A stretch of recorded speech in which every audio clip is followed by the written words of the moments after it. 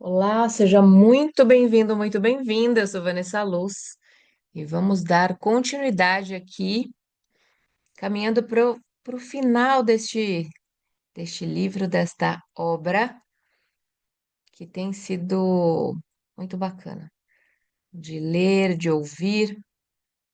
Então vamos lá. Estamos no sétimo hábito, equilíbrio na renovação. O processo de autorrenovação precisa incluir a renovação equilibrada em todas as quatro dimensões de nossa natureza: física, espiritual, mental e social-emocional. Apesar de renovação em cada uma das dimensões ser importante, ela somente se tornará eficaz por completo quando lidarmos com todas as dimensões de um modo sábio e equilibrado. Negligenciar qualquer uma das áreas provoca um impacto negativo nas outras.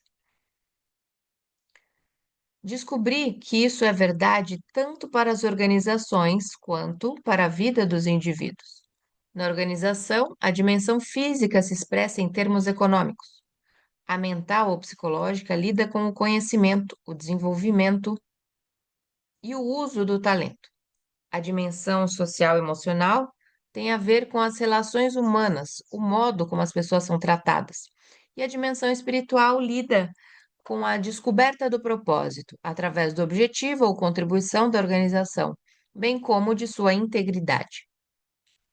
Quando uma organização negligencia uma ou mais destas áreas, há um impacto negativo em toda a empresa. As energias criativas, que poderiam resultar em uma sinergia tremenda, poderosa, são usadas para lutar contra a organização e se tornam forças restritivas do crescimento e da produtividade. Tive contato com empresas cujo único interesse é econômico, fazer dinheiro. Normalmente, elas não alardeiam este propósito. Por vezes, até divulgam outros objetivos, mas lá no fundo, o seu único desejo é ganhar dinheiro.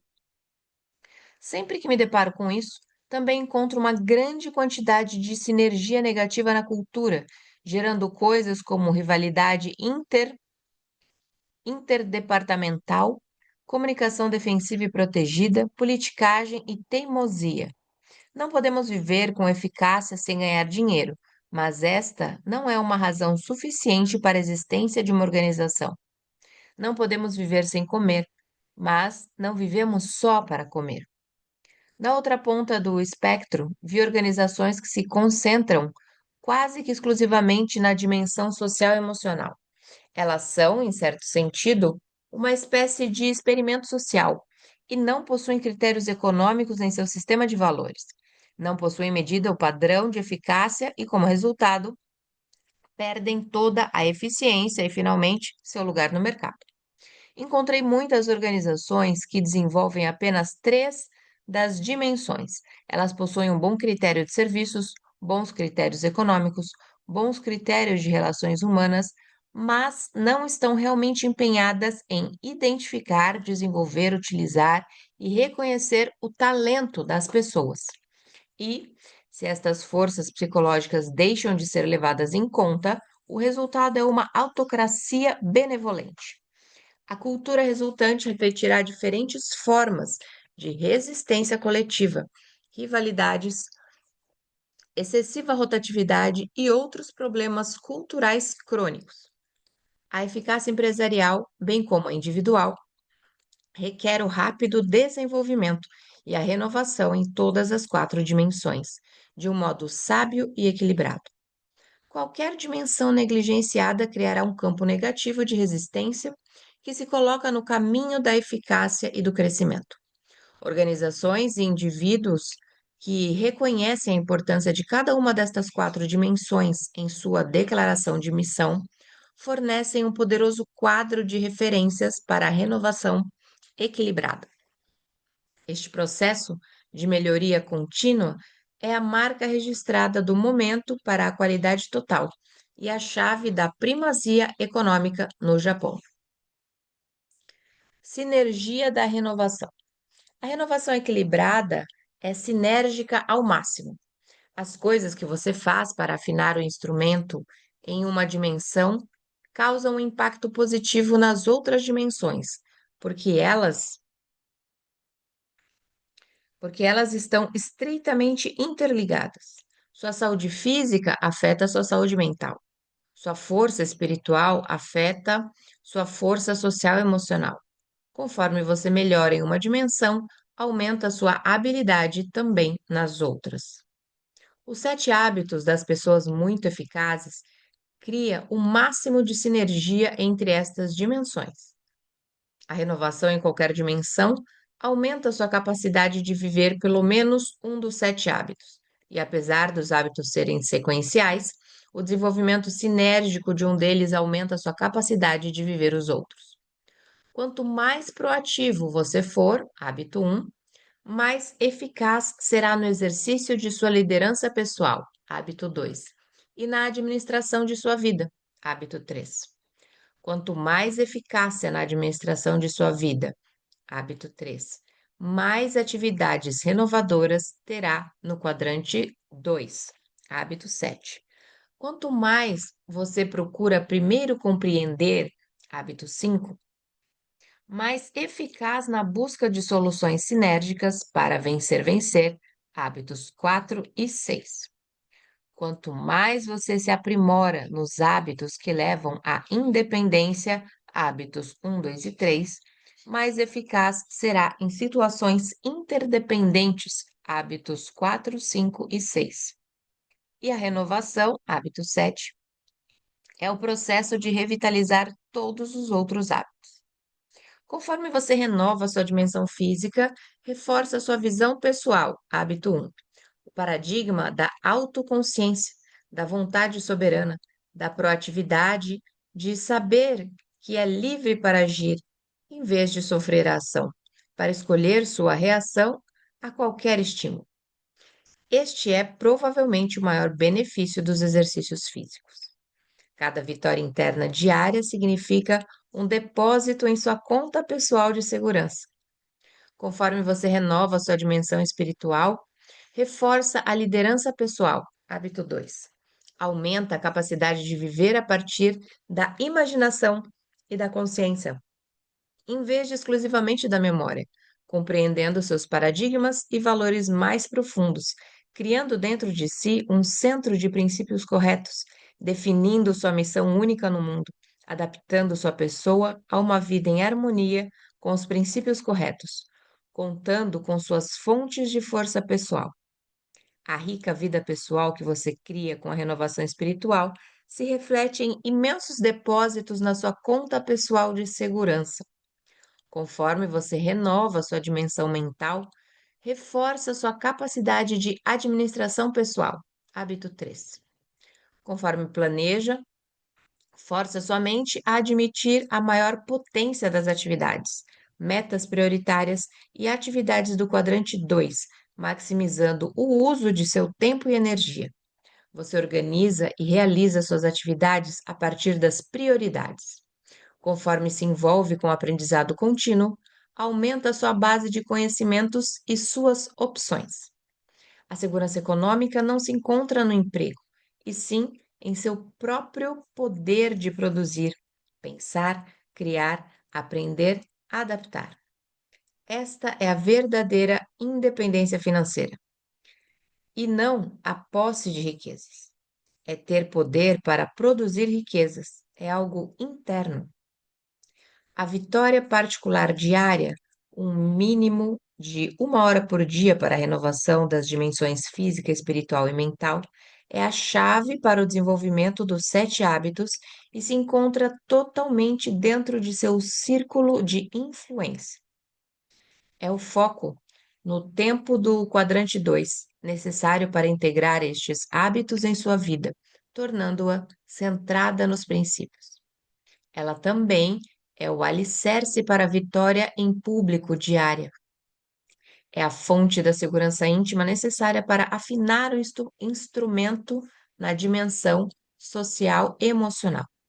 Ela lhe dá a força pessoal para se concentrar em seu círculo de influência nas situações interdependentes, olhar para os outros com o paradigma da mentalidade da abundância, valorizar de verdade as diferenças e ficar feliz com o sucesso alheio. Isso lhe dá a base para lutar pela compreensão genuína e as soluções vencer-vencer sinérgicas para praticar os hábitos 4, 5 e 6 em uma realidade interdependente. A espiral ascendente. A renovação é o princípio e o processo que nos dá a força necessária para nos movermos em uma espiral ascendente de crescimento e mudança, de melhoria contínua. Para realizar um progresso significativo e consistente ao longo desta espiral, precisamos levar em conta um outro aspecto da renovação, que se aplica ao dom exclusivamente humano que dirige o movimento ascendente, nossa consciência.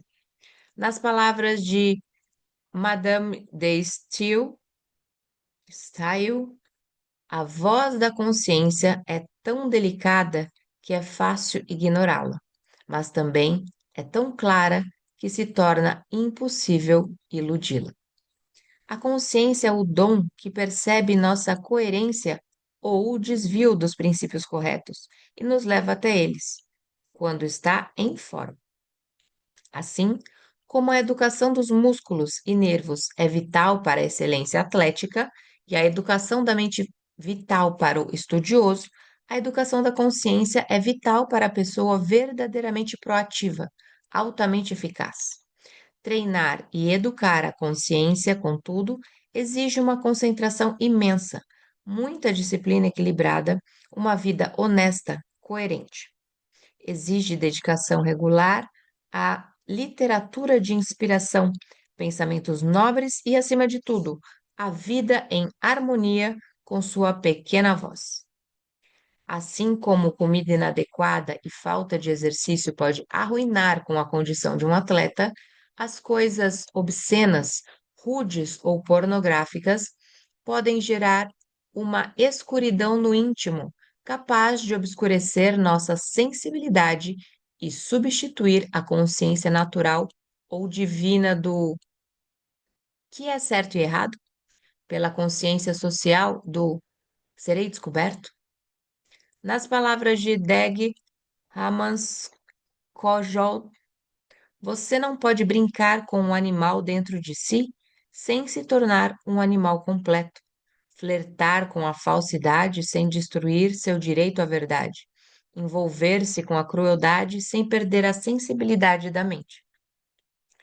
Quem quer manter o jardim bonito não guarda um canto para as ervas daninhas. Como temos a autoconsciência, devemos escolher os propósitos e princípios segundo os quais viveremos. De outro modo, o vácuo será preenchido por outras coisas.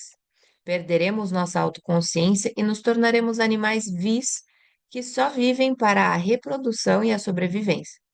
As pessoas que existem neste nível não estão vivendo, elas são vívidas. Deixa eu ver. Reagem sem saber nada dos dons únicos que jazem dormentes e obscurecidos dentro de si.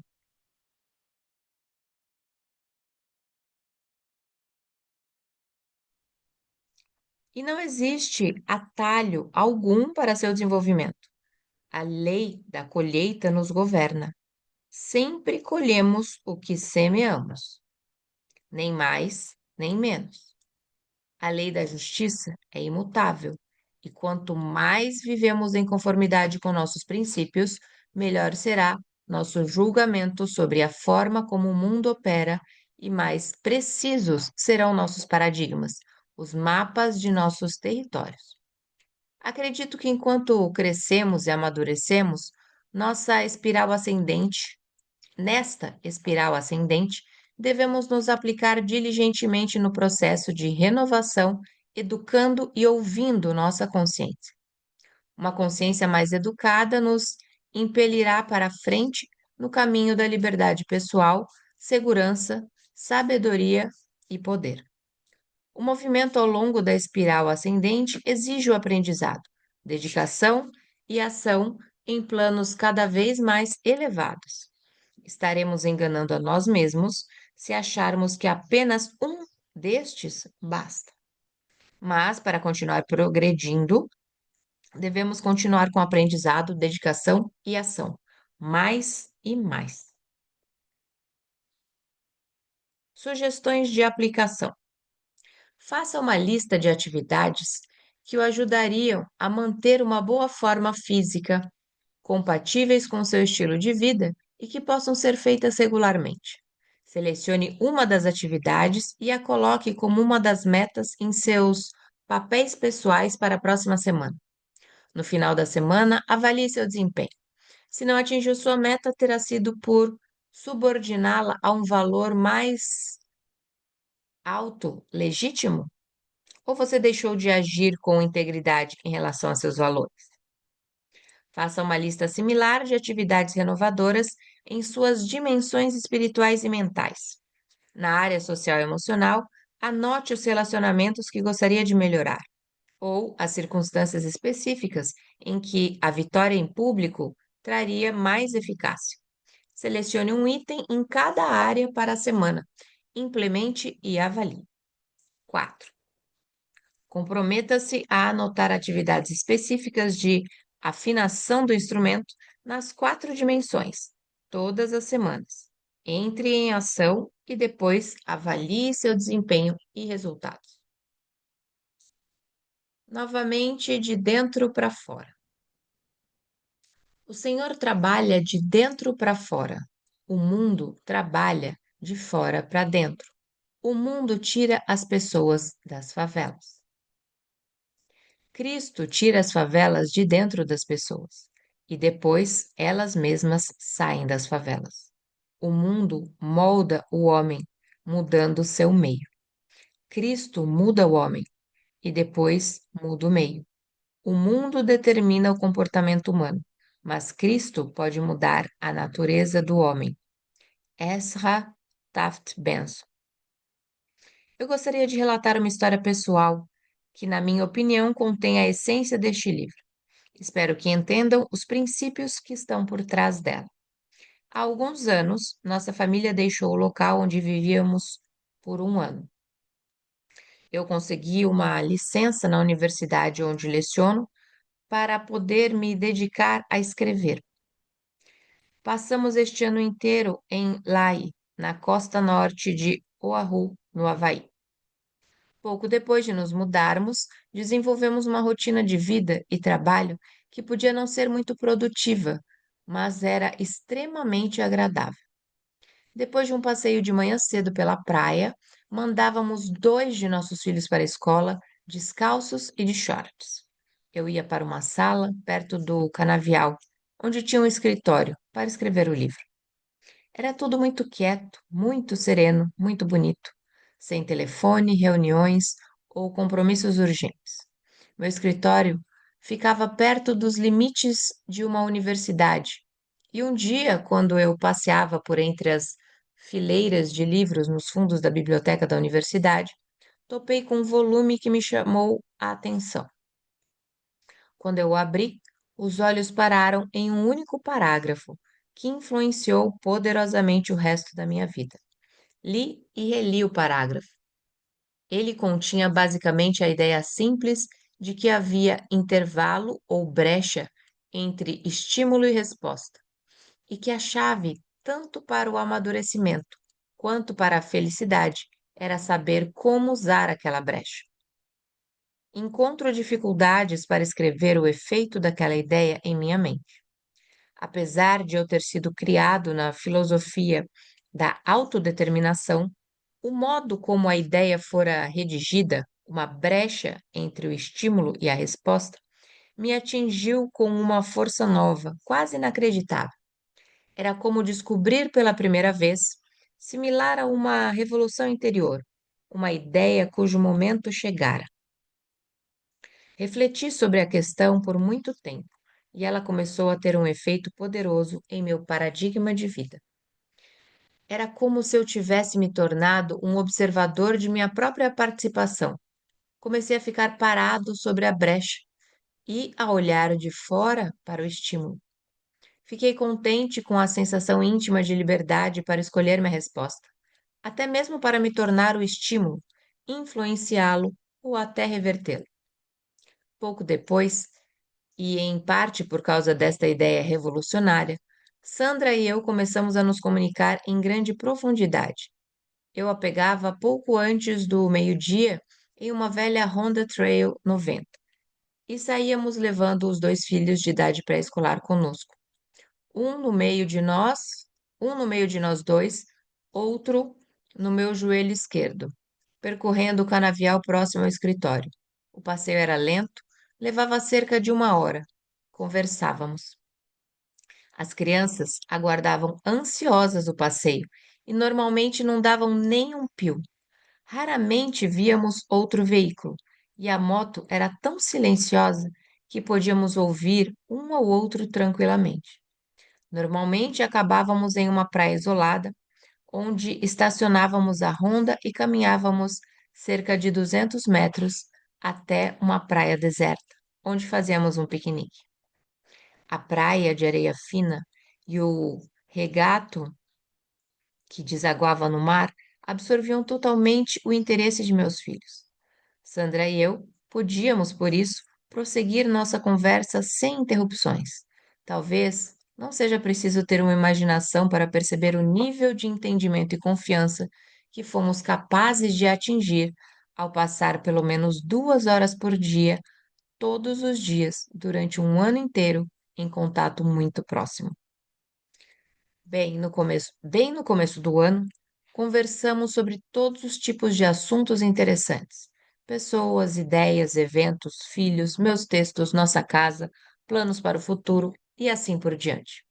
Mas pouco a pouco nossa comunicação se aprofundou e começamos a conversar mais e mais sobre nossos mundos interiores, sobre nossa educação, sentimentos e dúvidas. Quando estávamos profundamente envolvidos nesta comunicação, também a observávamos e a nós mesmos dentro dela. Começamos a usar a brecha entre estímulo e resposta de modos novos e interessantes, e que nos levou a refletir sobre a forma como havíamos sido programados e como estes problemas interferiam na maneira como víamos o mundo. Iniciamos a excitante aventura em nossos mundos interiores e descobrimos que eles eram mais excitantes, mais fascinantes, mais absorventes, mais atraentes, mais lotados de estímulos e descobertas do que qualquer coisa que havíamos visto no mundo exterior. Nem tudo era luz e doçura.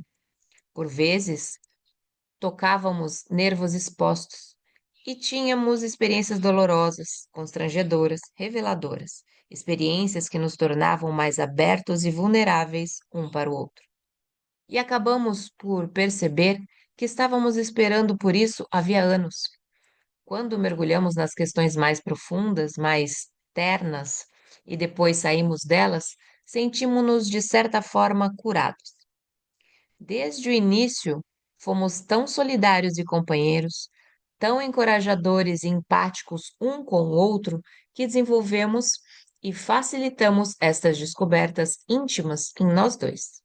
Gradualmente, adotamos duas regras não verbalizadas. A primeira era não forçar. Assim que expunhamos as camadas mais profundas e vulneráveis, não devíamos questionar um ao outro, apenas demonstrar solidariedade. Pressionar confidências seria uma invasão, uma coisa muito lógica e dominadora. Estávamos percorrendo um terreno muito novo e difícil, incerto e assustador, trazendo à tona medos e dúvidas. Queríamos cobrir mais e mais dele, mas nos acostumamos a respeitar a necessidade de deixar que cada um se abrisse quando fosse o momento. A segunda regra básica era parar naquele dia quando magoasse demais, quando fosse doloroso. Retomaríamos a questão no dia seguinte, no ponto onde havia sido interrompida, ou esperaríamos até que a pessoa que estava se expondo sentisse que estava pronta para prosseguir. Deixávamos várias coisas no ar, sabendo que queríamos tratar delas depois. Afinal, tínhamos o tempo e o ambiente que levaria a isso. E estávamos tão excitados observando o nosso desenvolvimento e o amadurecimento do casamento que simplesmente sabíamos que mais cedo ou mais tarde todas as questões que ficaram no ar seriam tratadas e que chegaríamos a algum tipo de conclusão. A parte mais difícil e também a mais gratificante deste tipo de comunicação surgiu quando a minha vulnerabilidade e a de Sandra se tocaram. Neste momento, em função do nosso envolvimento, descobrimos que a brecha entre estímulo e resposta não era mais palpável. Alguns sentimentos negativos vieram à tona, mas nosso desejo mais profundo e nosso pacto implícito eram nos prepararmos para recomeçar do ponto onde havíamos parado e lidar com os sentimentos até chegarmos a um acordo. Um dos momentos mais difíceis teve a ver com uma das tendências básicas da minha personalidade. Meu pai era um indivíduo muito fechado, muito controlado e cuidadoso. Minha mãe era e ainda é muito aberta, sociável, espontânea. Percebo que os dois conjuntos de tendências existem em mim, e quando me sinto inseguro, tenho uma tendência para me fechar, como meu pai. Passo a viver dentro de mim e a observar com segurança. Sandra é mais parecida com minha mãe, sociável, autêntica e espontânea. Passamos por uma série de experiências no decorrer dos anos, em que considerei sua atitude pouco apropriada.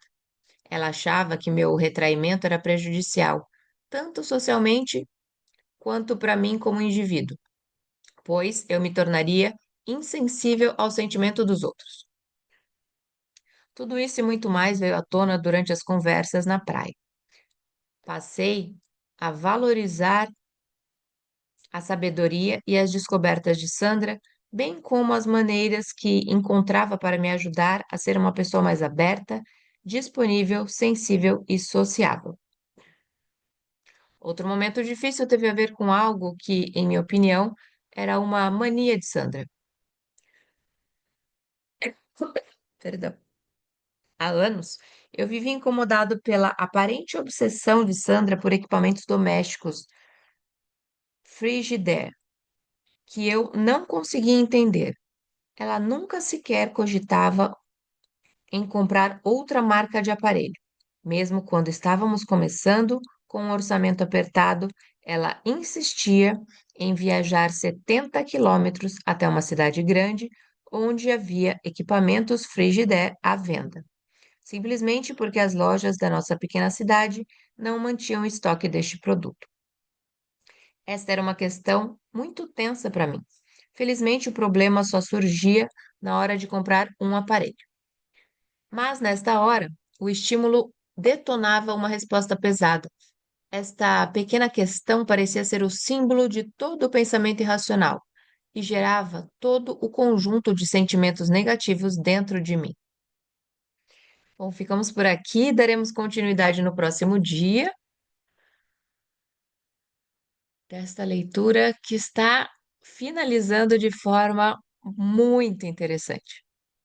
Então, se você chegou até aqui conosco e ainda não está inscrito no canal, se inscreva agora, deixe seu like, vá até a playlist e ouça essa leitura desde o início. Sou Vanessa Luz, um beijo no seu coração. Nos encontramos por aqui numa próxima leitura.